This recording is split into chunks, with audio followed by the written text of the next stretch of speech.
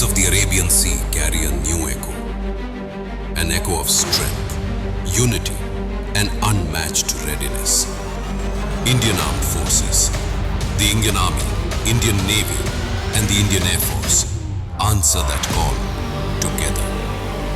On the shores of Madhavpur, Gujarat, it's one of India's most powerful tri-service amphibious exercises, AMFEX 2025.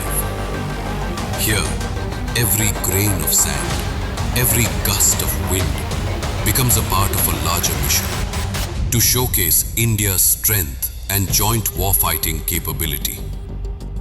As the amphibians of Southern Command storm the beaches, their roar echoes their strength, reach, and might. With the dominance of naval warships in the seas and the shield of air warriors above, together they form a force that stretches from the land to the depths of the sea and far into the sky. Landing crafts storm the beach. Infantry fighting vehicles push forward. With precision, special forces move like shadows. This is the might of a modern India, prepared for every terrain, every threat, every challenge. AMFEX 2025 is more than an exercise. It is the spirit of jointness, adaptability, and innovation between the three forces.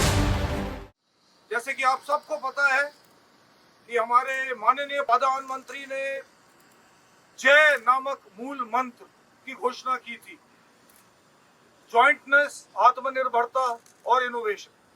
अगर मैं jointness की बात करूं तो इस त्रिशूल exercise में तीनों सेनाओं ने मिलकर एकजुट होकर इस प्रकार का समन्वय स्थापित किया जो कि अभी तक कभी देखने को नहीं मिला है। जहां तक आत्मनिर्भरता का सवाल है, ये एक्सरसाइज ने हम सबको मौका दिया कि जो उपकरण, औजार, वेपन सिस्टम्स हमारे इंडिजिनस यानी स्वदेशी बने हुए हैं, उनको हमने इस्तेमाल किया और उन पे एक नए प्रकार का भरोसा कायम किया। और जहां तक इनोवेशन का सवाल है, इनोवेशन चाहे वो नई तकनीकें हो, नई टैक्टिक्स, नई प्रोसीजर्स हो, उन सबको हमें प्रयोग करने का यहाँ मौका। किसी भी प्रकार की चुनौती अगर आए तो सदर्न कमांड, चाहे वो रेगिस्तान का इलाका हो और नीचे रन और क्रीक तक का हो, हम प्रत्येक चुनौती का सामना करने के लिए पूरी तरीके से तैयार है। The message comes out clear to the world.